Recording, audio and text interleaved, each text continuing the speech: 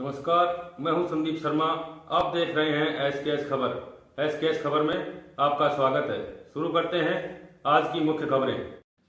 केंद्रीय मंत्री एवं अलवर सांसद भूपेंद्र यादव रविवार को बहरौड़ दौरे पर रहे। उन्होंने बहरौड़ के खोर गांव में पहुंचकर सर्वप्रथम नवनिर्मित ई लाइब्रेरी भवन का उद्घाटन किया।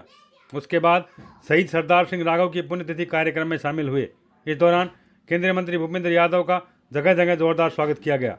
कैबिनेट मंत्री ने शहीद सरदार सिंह की प्रतिमा पर पुष्प अर्पित कर उन्हें श्रद्धांजलि अर्पित की।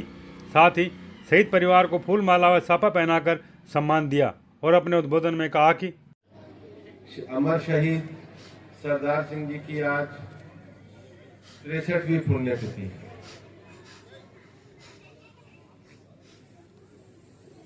और मुझे बताया गया कि ये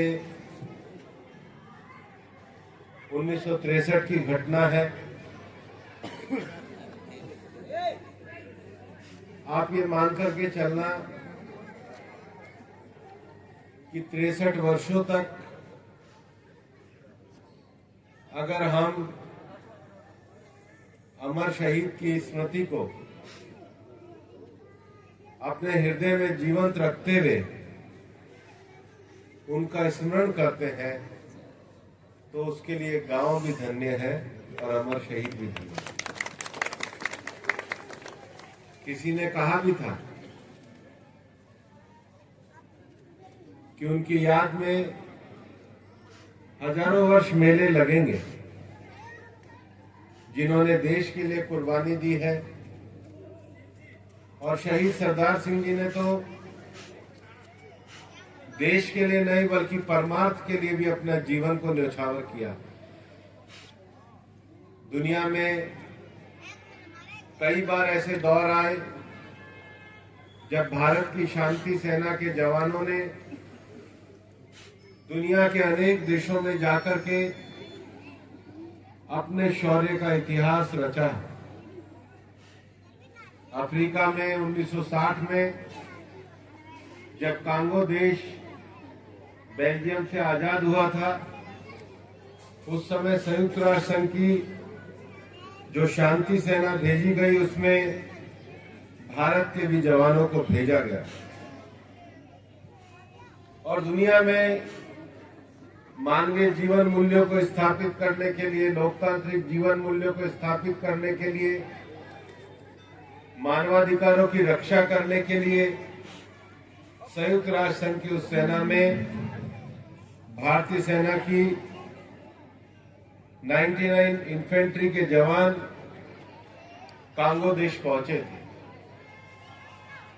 और उनमें स्वर्गीय अमर शहीद सरदार सिंह जी भी पहुंचे थे। ये एक ऐसा कार्य था जो अपने देश के नाम को ही तो गौरव करना था ही, दुनिया में मनुष्यता के लिए शांति और सद्भाव स्थापित करके एक गौरवपूर्ण समाज के लिए काम करना भी था।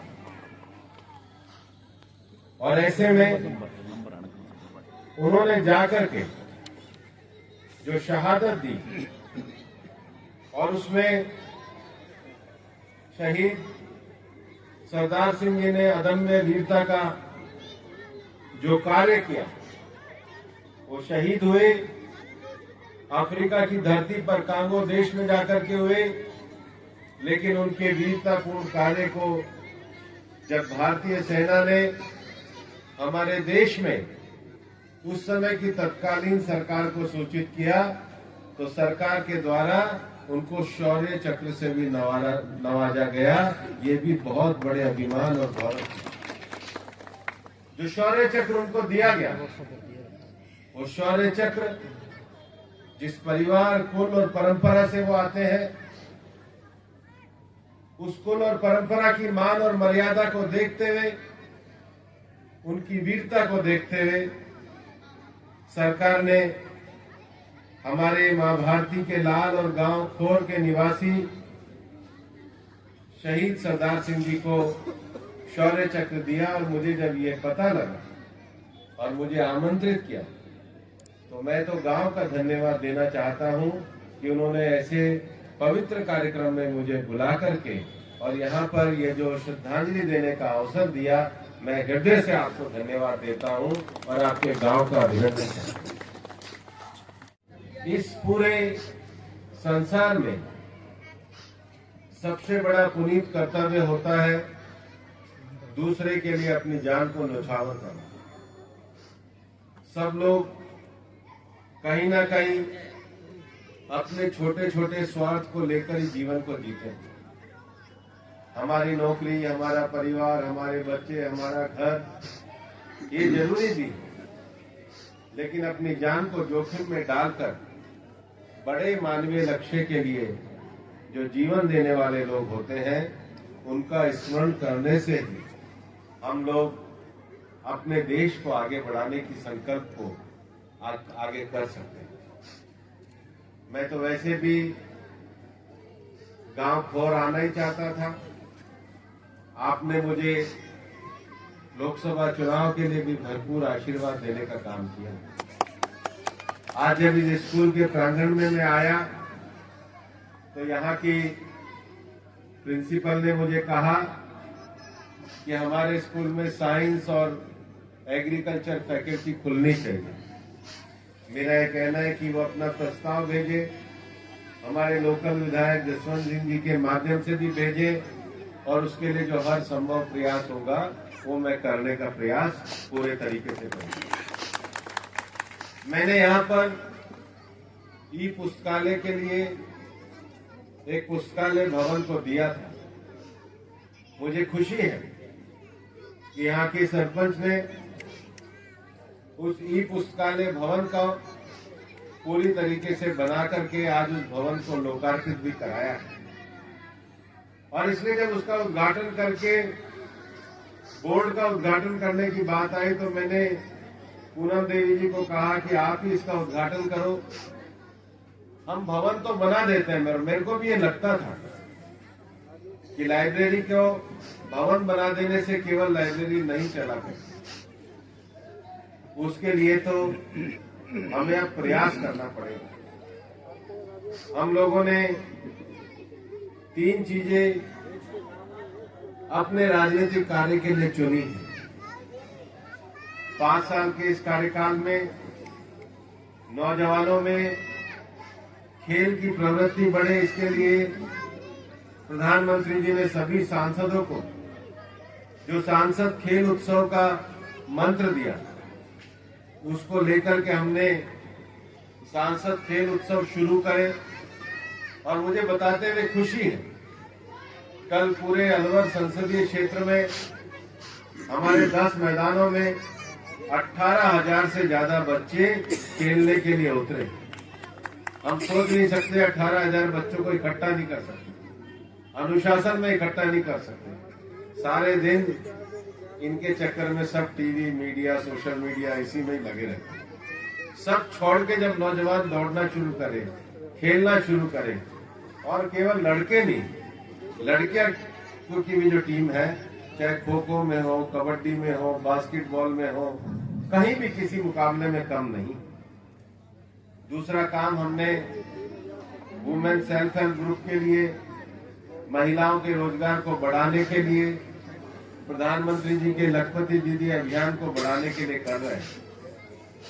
तीसरा विषय जो ई लाइब्रेरी का है, मेरा ये मानना है, और हमने इसका नाम भी दिया है ई गुरुकुल युगानुकुल। सरकारी स्कूल में तो सब पढ़ने जाते हैं, लेकिन गांव के पास एक ऐसा सामुदायिक भवन होना चाहिए जिस भवन में हम आकर के 1 घंटे 2 घंटे का समय मांगे और केवल वहां पर जो पूरा डिजिटल दुनिया भर में जो एक्सेस है, उस एक्सेस के बारे में, अपने प्रोफेशन के संबंध में, अपने पढ़ाई के संबंध में, अपने एग्जाम के संबंध में जानकारी प्राप्त कर सकें। और इसलिए हम जो ई लाइब्रेरी चलाते हैं उसमें आप सारी जानकारी प्राप्त कर सकते हो, पर आप सोशल मीडिया पे नहीं जा सकते। हमने उस कंप्यूटर को रखा ही ऐसे, अपने एग्जाम की तैयारी करने का कोर्स उसमें प्राप्त कर सकते हो। मैं आपको एक विश्वास दिलाना चाहता हूं कि हमारा संसदीय कार्य में जो अभियान चलता है ई गुरुकुल का, अब भवन तो संसद कोष से तैयार हुआ है, लेकिन गांव की छोटी सी समिति बने और उसमें पूरा जो डिजिटल इक्विपमेंट लगाने का काम है वो हम करेंगे और ऐसी 75 लाइब्रेरियों को हम चलाएंगे और चाहेंगे कि गांव इसको एक सामाजिक काम मान करके चलाने का प्रयास करे, तभी सारी चीजें सुधरने का काम है। वही देश जिंदा रहते हैं जो अपने आने वाली पीढ़ी में निवेश करते हैं। आप मान के चलो, ये जो 60 साल पहले शहादत दी, भारत की सेना का नाम रोशन किया, आज 60 साल बाद हिंदुस्तान किस तरक्की के मुकाम पे पहुंचा है। आज हिंदुस्तान अंतरिक्ष में जा रहा है, अंतरिक्ष की नई टेक्नोलॉजी को हम लोग प्राप्त कर रहे हैं। कुछ ही दिनों पहले भारतीय स्पेस ने एक जो नई टेक्नोलॉजी प्राप्त करी कि अंतरिक्ष में छोड़े गए 2 जो यान हैं वो आपस में जुड़ भी सकते हैं। ये हमारी जो उपलब्धियां हासिल हो रही हैं विज्ञान के क्षेत्र में, ज्ञान के क्षेत्र में, ये सब जिन्होंने देश के लिए शहादत दी, देश को सुरक्षित रखा है, उसके लिए आगे हुई है। लेकिन एक लोकतंत्र के दौर में एक समय आ गया है जब हम चाहते हैं कि सामने वाला कोई सारा कार्य करे और हमें बैठे बैठाए सब कुछ मिल जाए। मैं आपको एक बात कहना चाहता हूं, ये जो पुस्तकालय का भवन बनाया है इसके लिए इक्विपमेंट भी हम करेंगे, लेकिन चलाने का काम या कि छोटी सी समिति को करना होगा और अनुशासन के साथ करना होगा, तभी हम नई पीढ़ी को सुधार सकें। वो अगर 2 घंटे के लिए जाए तो पूरा 2 घंटा उपयोग करे और अगले 2 घंटे आने वाले एक और विद्यार्थी के लिए खाली करके। मैं चाहूंगा कि यहाँ की टीम पहले हमारी टीम के साथ उस व्यवस्था को समझे और बाद में बाकी गांव भी, खोर गांव की लाइब्रेरी कैसी चलती है, वहां बच्चे कैसे तैयारी करते हैं, उसको सोच के आगे बढ़े। मैंने मेरे गांव में लाइब्रेरी चलाई। हमारे यहाँ से एक बच्ची एनडीए करके निकली, हमारे यहाँ से एक बच्ची IIM नागपुर करके निकली, आज राठी सिक्योरिटी में 80 लाख के पैकेज पे नौकरी पे गई। वो 2-2 घंटे जो जिन्होंने पढ़ाई करी है उन्होंने बहुत आगे तक के मुकाम हासिल करे हैं। एकाग्रता के साथ पढ़ना, ध्यान के साथ पढ़ना, ये आज के नौजवान की सबसे ज्यादा बड़ी जरूरत है। और मैं यहाँ के प्रिंसिपल को कहना भी चाहूंगा कि भारत सरकार की नई योजना है जिसमें सरकारी विद्यालयों में, खास करके +2 के विद्यालयों में अटल टिंकरिंग लैब को दिया जा रहा है। अटल टिंकरिंग लैब का अर्थ ये है कि ग्रामीण बच्चों में क्यूरियोसिटी पैदा हो। हमारे गांव के जो बच्चे हैं वो 4 चीजों के कारण अक्सर प्रतियोगी परीक्षा में पिछड़ जाते हैं।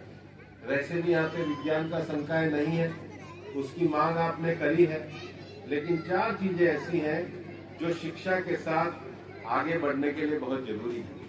पहला है साइंस, दूसरी है टेक्नोलॉजी, तीसरा है इलेक्ट्रॉनिक और चौथा है मैथमेटिक्स। इसको स्ट्रीम कहते हैं, साइंस, टेक्नोलॉजी, इलेक्ट्रॉनिक और मैथमेटिक्स।